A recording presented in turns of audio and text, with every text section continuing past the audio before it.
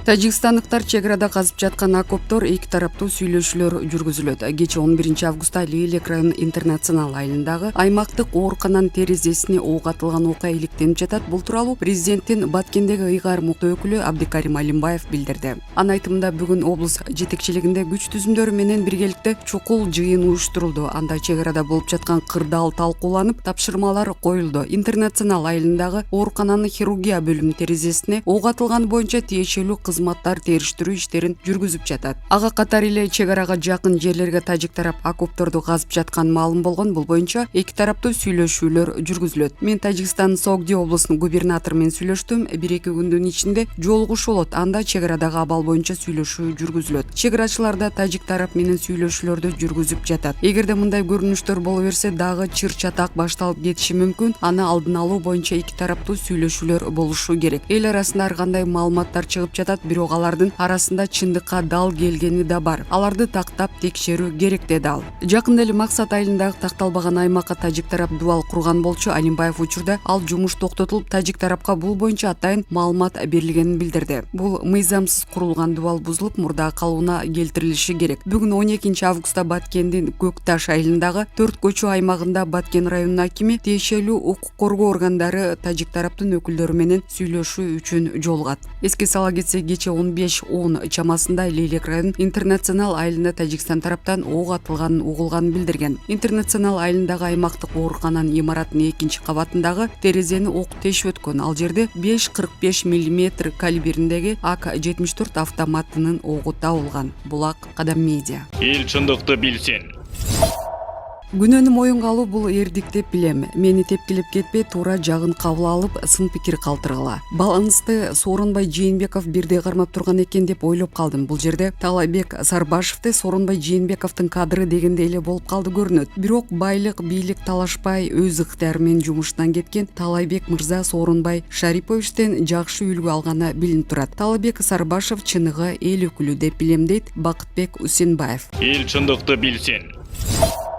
Балбак Төлөбаев Бишкек шаарынын мэриясынын айланасында кырдаалга комментарий берди. Мурунку мэр Балбак Төлөбаев мэрлердин отставкаларына жана дайындоолоруна байланыштуу жагдайга комментарий берди. Ал өз пикирин Фейсбукта бөлүштү. Мен акыркы кырдаал боюнча өз пикиримди билдирүүнү чечтим. Мэрлердин алмашуусу боюнча анын себеби эмнеде экенин билбейм. Балким анын олуттуу себептери болгон, болбосо алар өзгөрбөйт болчу. Мен колдодум жана колдой берем. Мен дагы мэрлерди ротациялоону колдойм. Азыр заман келди. Биз ой жүгүртүүнү өзгөртүшүбүз керек. Сиз аны өзүңүздүн адамыңыз деп эле кызматта калтыра албайсыз. Андыктан биз алыска барбайбыз, деди Төлөбаев. Ал чиновниктерди, чоң кызматтарды, анын ичинде мэрдин креслосун кубоого чакырды. Төлөбаевдин айтымында УКМКнын башчысы Камчыбек Ташиев аларды тыкыр көзөмөлдөп турат. Бул жогорку кызматта жакшы деп ойлойсузбу? Камчыбек Кыдыршаевич баарын көрүп турат, кандайдыр бир катасы үчүн түрмөгө отургузат. Бул оңой эмес. Садыр Нуркожоевич, Камчыбек Кыдыршаевич жана Уран Ниязбеков бул дүйнөдөгү адамдардын ар бир сому үчүн суралат. Жана Аллах кийинки дүйнөдө сурайт, алдыңкы орунга умтул, эгер ал ишке ашпаса кармаба кет, деди Төлөбаев. Булак Кактус Медиа. Эл чындыкты билсин.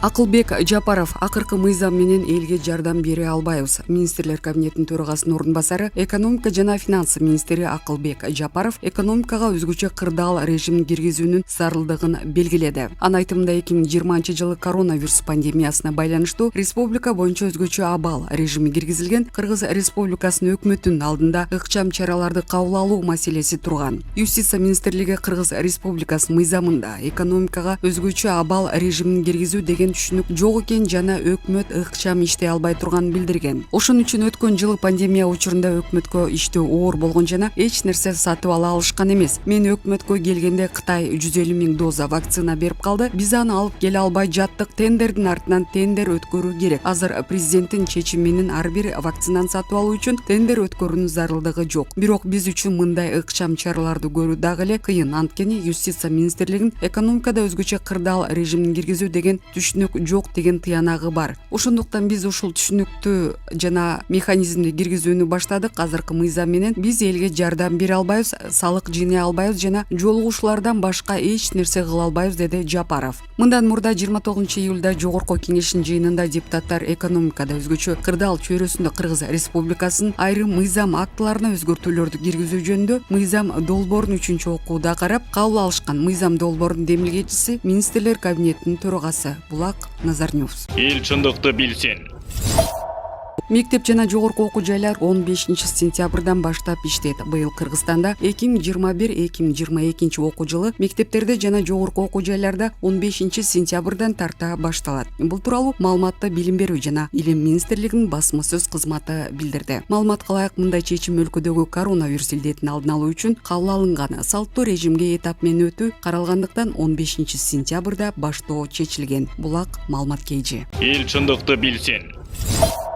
Кыргызстандык келиндин торту россиялык айтылуу кондитерди таң калтырды. Россиялык Пятница телеканалында өтүп жаткан кондитер долбоорунун суперфиналында Москвада иштеген Анара Мурзакулова өтүп кетти. Сынактын жеңүүчүсү 1 миллион рубль байге алат. 34 жаштагы келин суперфиналга чыгуу үчүн калыстар тобуна 2 кабаттуу үстүнө Кыргыздын улуттук кийимин кийгизген кыздын фигурасы коюлган торт жасап келген. Алып баруучу жана белгилүү кондитер Ринат Акзамов тортту ооз тийип көрөр менен анын укмуштуу даамын көрүүчүлөргө кантип сүрөттөп берерин билбей жатканын айтты. Көрүүчү Анараны тортту көрүп турат, бирок мен азыр кандай даамды сезгенимди билбейт. Мен үчүн өтө күтүүсүз болду. Долбоордун буга чейин 5 сезонунда тең шоколаддан жасалган мынчалык даамдуу торт жеп көргөн эмесмин. Анар өз ишинин мыктысы гений экен. Керемет, деди ал алып баруучу. Калыстар тобунун башка 2 мүчөсү дагы Мырзакулованын эмгегине жогору баа беришти. Финалдан россиялык актриса Наталья Медведеванын заказ менен жасаган тоонун жана анын жанында олтурган адамдардын формасында жасаган торту дагы калыстар тобунун купулуна толгон. Анара Мырзакулова 1 миллион сом байге жана Россиянын элдик кондитери наамы үчүн ат салышат. Бери учурунда айтып бергенине караганда, Мырзакулова 10 жылдан бери Москвада жашайт. Бул долбоорго катышууну 3 жылдан бери кыялданып жүргөн. Булак Кадам Медиа. Эл чындыкты билсин. Россиялык 2 альпинист жеңиш чокусунда каза болду. Жеңиш чокусун багындырууну каалаган 2 альпинист каза болду. Бул тууралуу Акипресс билдирди. Маалыматка караганда 8 август күнү орус альпинисти Валентин Михайлов кар сүрүлүп каза болгон. Ошол эле күнү Сергей аттуу альпинист Хан Теңир чокусунан түшүп келе жаткан учурда өзүн жаман сезген. Анын жанында жубайы болгон. Куткаруучулардын эскертүүсүнө карабастан жубайы Сергей менен чокунун боорунда кала берген. Куткаруучулар 11 август күнү Сергей менен жубайын куткарган, бирок Сергей өзүнө келбей каза болгон. Ал эми аялына жардам көрсөтүлгөн. Булак медиа центр. Эл чындыкты билсин. Талайбек Сарыбашев жогорку кеңештин депутаттыгына атсалышат. Бишкек мэринин милдетин аткаруучу кызматынан кеткен Талайбек Сарыбашев жогорку кеңештин депутаттыгына атсалышат. Бул тууралуу ал журналисттерге билдирди. Мен президент менен сүйлөштүм жана жогорку кеңешке барып депутат болууну чечтим. Мен элдин кызыкчылыгы үчүн мыйзам жазуу үчүн кызматымды бошоттум. Мэрди шайлоо 26 августта өтөт. Мен ага чейин кетүүнү чечтим, деп комментарий берди ал. Белгилей кетсек, ал бул кызматка 2 августта дайындалган. Булак Кадам Медиа. Эл чындыкты билсин. Зомбулукка каршы бирге кыймылы Садыр Жапаровду шайлоо боюнча мыйзамга кол койбоого чакырды. 180ден ашуун уюмдан турган зомбулукка каршы бирге кыймылынын активисттери президент Садыр Жапаровго кайрылып, жогорку кеңешке аялдардын жетиштүү санда шайланышын кепилдей турган демилгелерди колдоого чакырды. Кайрылуу президенттик администрацияга бүгүн 12 августта тапшырылганын Азаттык радиосуна кыймылдын өкүлү бул маселе боюнча алектенген иш тобунун мүчөсү Адинай Жапаралиева билдирди. Жапаралиеванын айтымында активисттер Жапаровдон шайлоо боюнча сунушталып жаткан мыйзам долбооруна кол койбоону аны кайра иштеп чыгууга жөнөтүүнү өтүнүп, эгер кабыл алынып калса, парламентте аялдар эң көп дегенде 18% болоруна кооптонуусун билдиришти. Кайрылууда мыйзам долбоорунда пропорционалдык тутумдун негизинде бирдиктүү шайлоо округу боюнча 54, ал эми мажоритардык тутумдун негизинде бир мандаттуу округ боюнча 36 депутат шайланары жазылды. Дүйнөлүк жана өзүбүздүн тажрыйба, анын ичинде 2005 жылдагы жогорку кеңешке шайлоо көрсөткөн аялдардын мажоритардык тутум боюнча шайлануу мүмкүнчүлүгү жок эсе. Демек, конституциялык мыйзамда каралган талапкерлердин тизмесиндеги 30% аялдар өкүлчүлүгү жөнүндөгү убактылуу атайын чара 54 мандатка гана тиешелүү болуп калат да. Шарттуу түрдө айтканда, аялдар 90 мандаттын 16-сына гана ээ боло алышат. Бул аялдардын өкүлчүлүгү парламентте эң көп дегенде 18% түзө турганын билдирет деп айтылды. Активисттер мыйзам долбооруна киргизүүнү зарыл деп эсептеген сунуштарын келтиришти. Президентти жана жана жогорку кеңештин депутаттарын шайлоо жөнүндө мыйзам долбоору парламентте 28 июлда оңдоп түзөтүүлөрдөн кийин дароо экинчи жана үчүнчү окууда кабыл алынган жана президентке жөнөтүлгөн. Президент ага кол койгону тууралуу азырынча маалымат жок. Быйыл Кыргызстанда айыл кеңештерине шайлоо алгачкы жолу аялдарга 30% квота берүү менен өткөрүлдү. Натыйжада айыл кеңештеринде аялдардын саны 9%дан 38%га өстү. Булак Азаттык.